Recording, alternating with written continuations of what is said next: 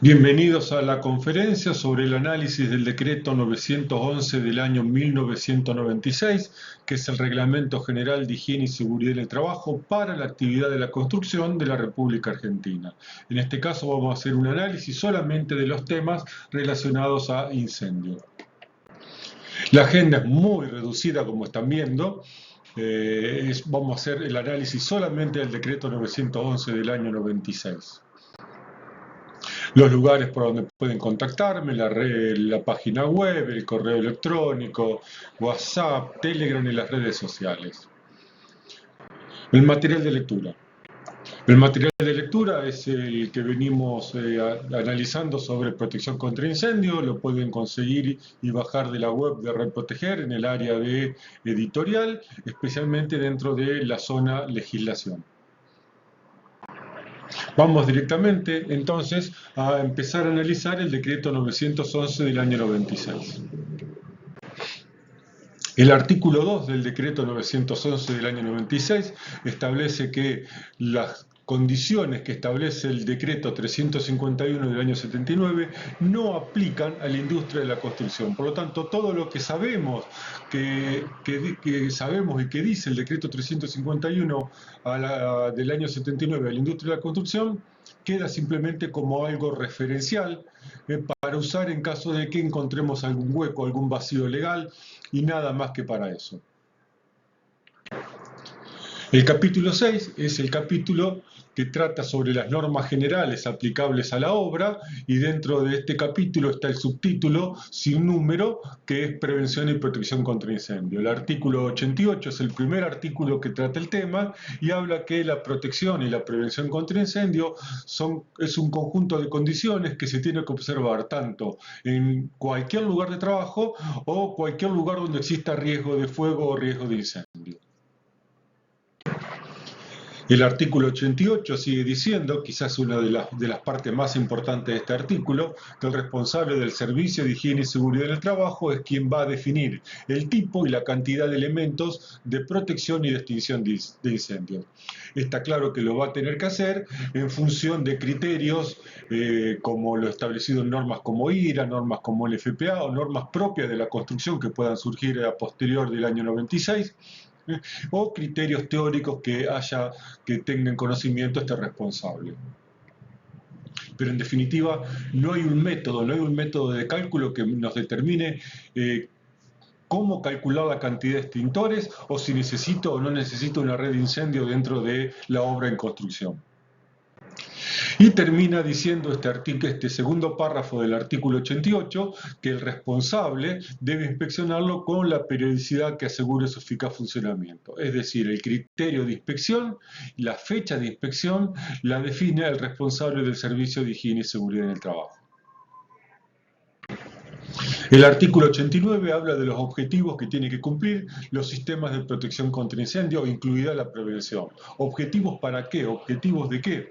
Son los objetivos mencionados en el artículo 88, en el primer párrafo del artículo 88. Es decir, condiciones que tiene que cumplir todo ambiente de trabajo y todo lugar donde exista riesgo de incendio o de fuego. Estos objetivos son el A, impedir la iniciación del fuego, es decir, se trata de la prevención de incendios. Un plan de prevención de incendio es un requisito legal que tiene que estar detallado en el programa de seguridad de obra o en el legajo técnico de la obra. También impedir su propagación. Por lo tanto, se trata de sistemas de protección pasiva de incendios, al menos de protección pasiva de incendios, y de impedir los efectos de los productos de la combustión, es decir, el movimiento y control de humo y de los gases tóxicos de la combustión.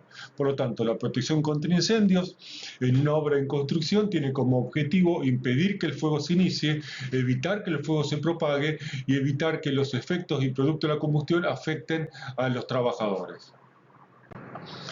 El inciso B del artículo 89 habla de asegurar la evacuación.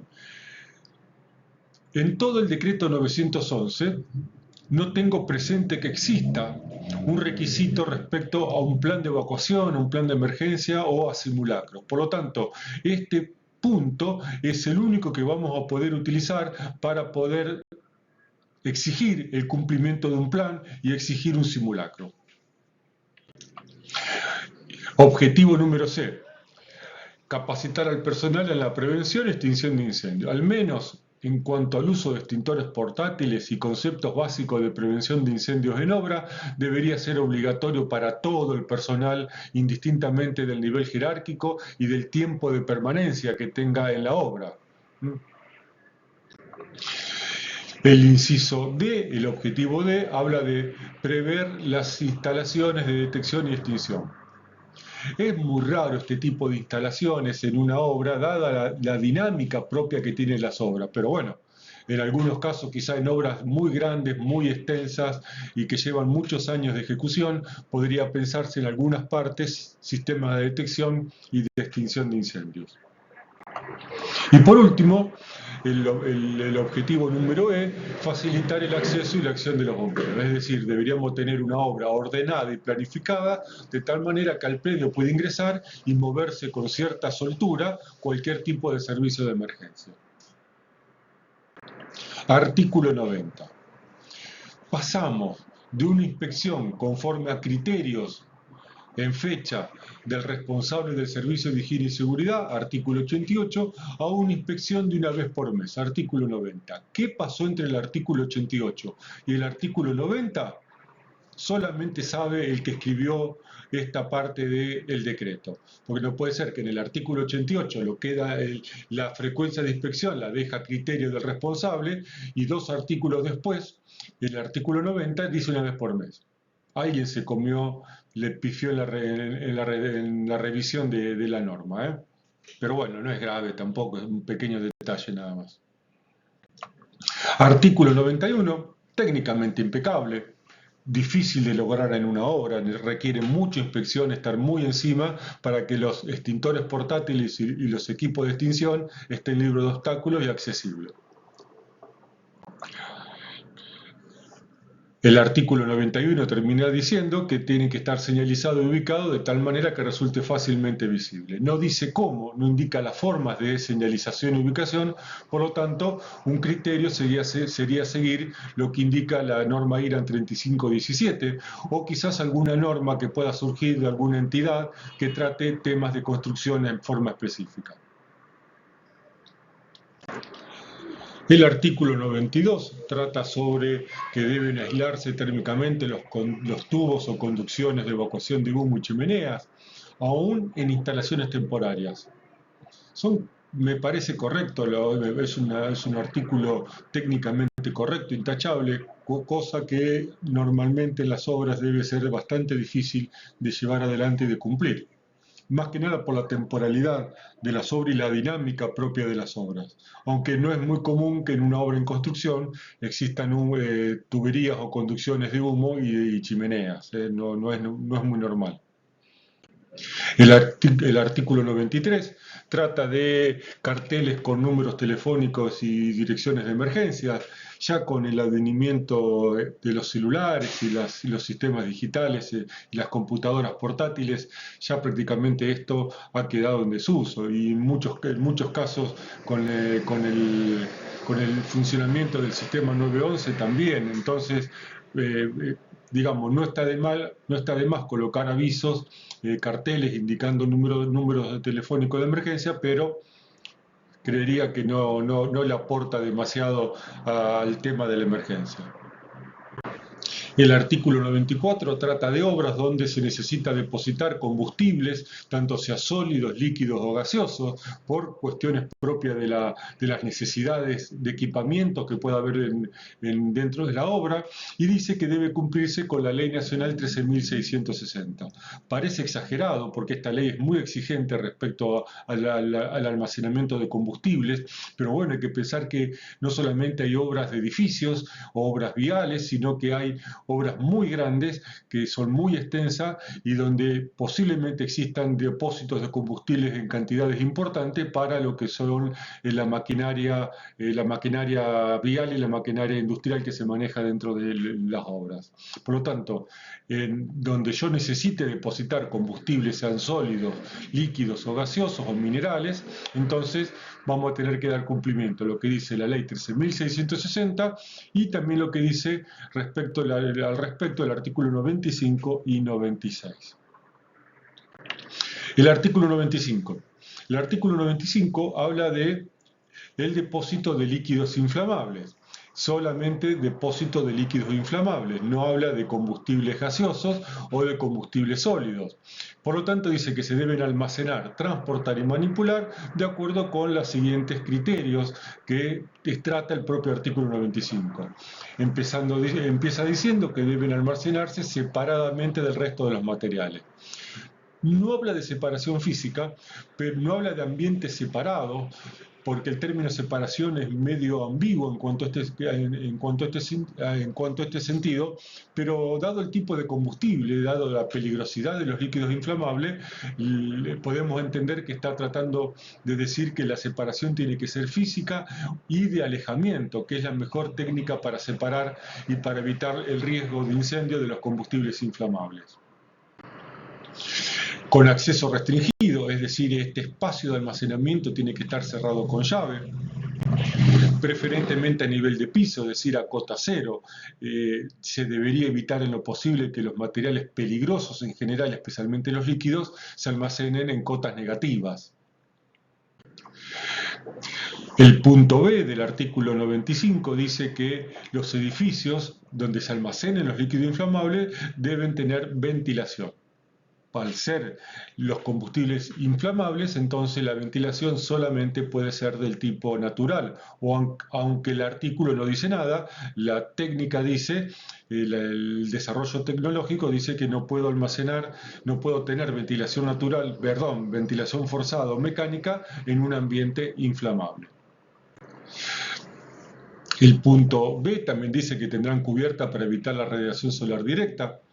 Los líquidos inflamables evaporan a temperatura ambiente, así que tener un techo que cubra el sol del mediodía, de la media mañana y el mediodía y la media tarde es muy importante para evitar el sobrecalentamiento de estos productos.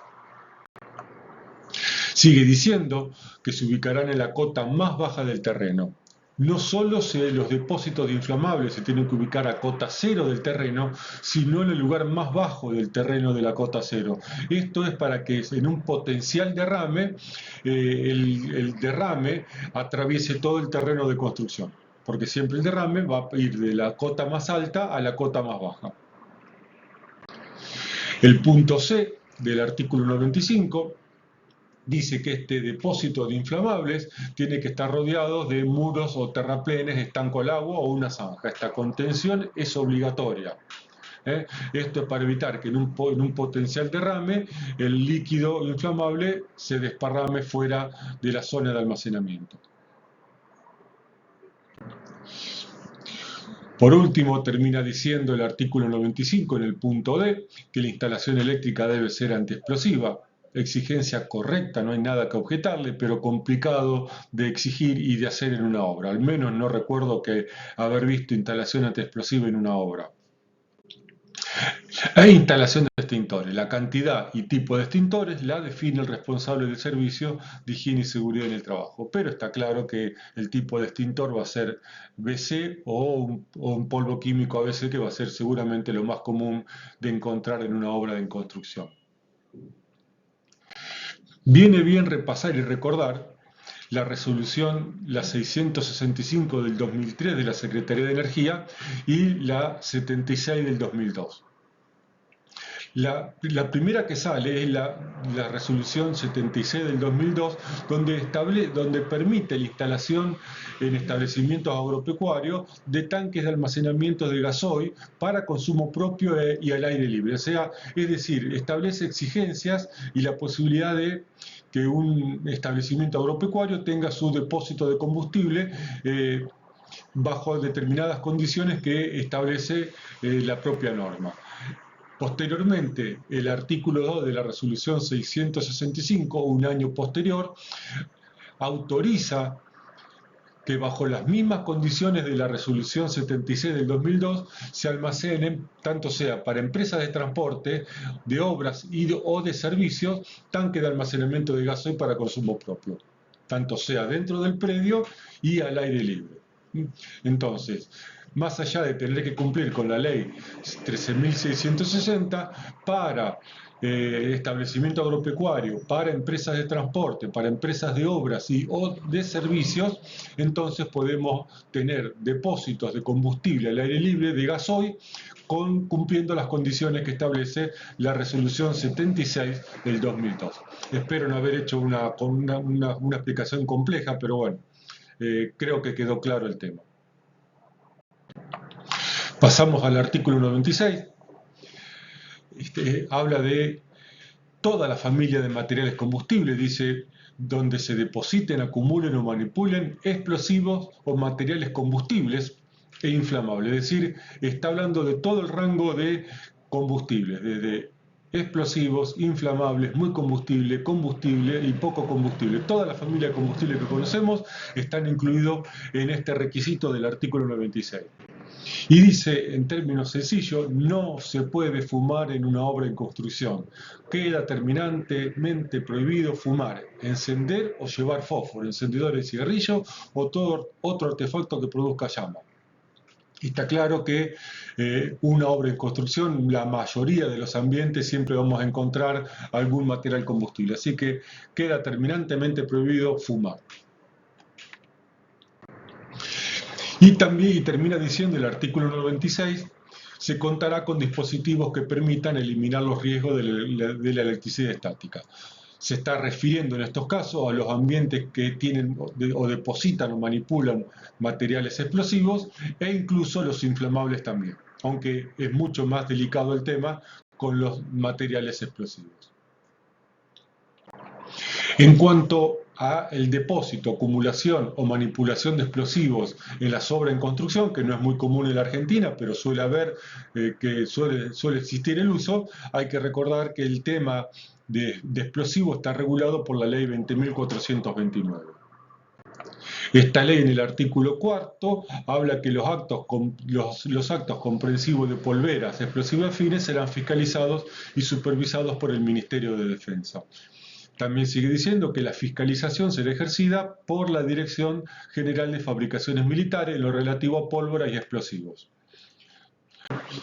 Posteriormente salió el decreto 31 del año 2001, en su artículo primero, lo que hace es reasignar al Ministerio de Defensa, especialmente al Registro Nacional de Armas, lo que se llama el RENAR, todas las funciones establecidas en la ley 20.429 respecto al tema explosivos. Es decir, que si en una obra en construcción tenemos que depositar o manipular explosivos por cualquier tarea que tengamos que hacer, entonces la actividad va a estar reglamentada, va a estar dirigida por lo que establece la ley 20.429.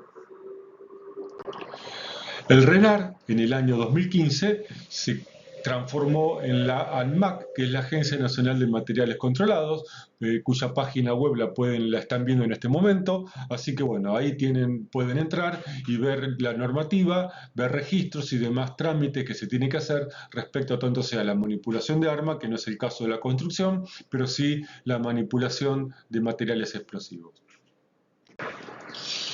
Y por último, el artículo 97, medio raro este artículo, medio perdido, medio aisladito, y habla de el almacenamiento de sustancias propensas a calentamiento espontáneo. No estoy pensando en alguna sustancia que se puede usar en obra de este tipo, pero no recuerdo, no se me pasa ninguna por la cabeza en este momento, pero bueno, es el último artículo de la serie de la serie que está relacionada a protección contra incendio de la obra en construcción. Muchas gracias por acompañarme hasta el final de esta conferencia. Espero espero haber sido claro, espero que le haya servido. Cualquier duda, cualquier error que encuentren, cualquier cosa que quieran colaborar, ya saben dónde pueden contactarme. Que Dios los bendiga, los cuide y los guarde y nos vemos en la próxima conferencia.